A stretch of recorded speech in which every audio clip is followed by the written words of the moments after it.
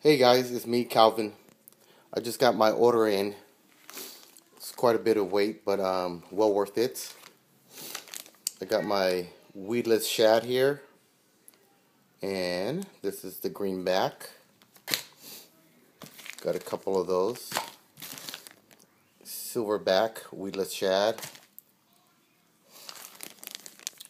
weedless minnow here, or grass minnow, is what they call it. Another weedless shad in black and blue flakes.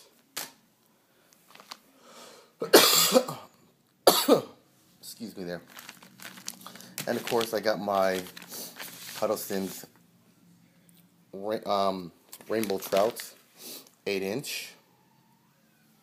I order a variety of rate of fall. I've got one at 12, some at 5s, and a couple at 0. This is the weedless 8-inch weedless shad right there. This is my 6-inch holdover trout. Hopefully you guys can get a glimpse of that without the glare. And this is the 8-inch weedless trout. Okay, so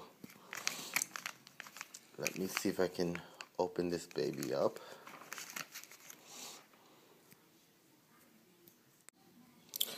Alright, so now that they're out of the package, let me just kind of briefly go over what I could see so far. This is a weedless shad. The hook is hitting right in here. Okay. Hopefully you guys can get that in. It looks a little blurrier here.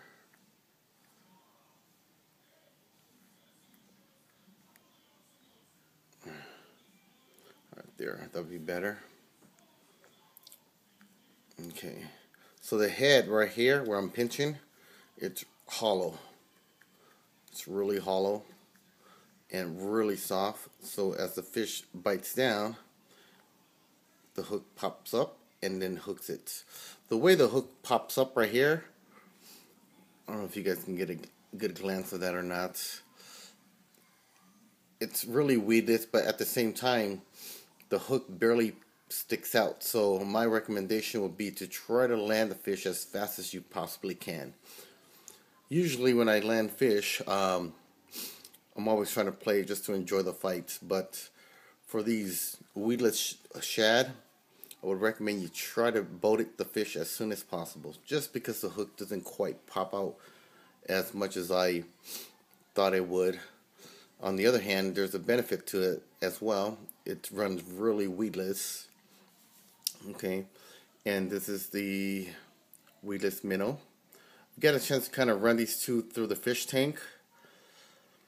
Didn't get a whole lot of action from the minnow here. If you can look at the tail difference, let me just line them up side by side. Kind of look at the tail difference. You've got more, you get more action out of this tail versus this tail. It's just a whole lot skinnier, so you get a little bit more action out of this one. Of course, I haven't gotten a chance to really fish any of them yet. Let's just kind of quickly go over the weedless Hud. Right, so this is, you see the slit on top, that's where the hook would stick out. Once again, it's a little softer up here, and as you pull this down, you'll see the hook pop.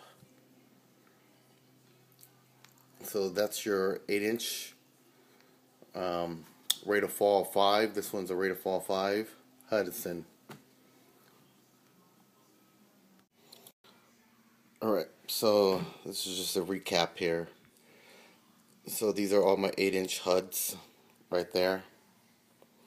And then of course I've got my shads and my weedless minnow, grass minnow. Got them in a variety of color. Okay, and so far, like I mentioned earlier, I've I think the best way to fish this kind of bait, it's going to be fluorocarbon, definitely fluorocarbon. But what's going to be even better than fluorocarbon is, I would probably say, anywhere from the 30 to 40 pound braid. Your line ties right here in the tip of the nose.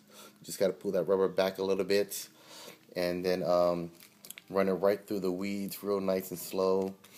You know, that's just one of the first thing that I've noticed here.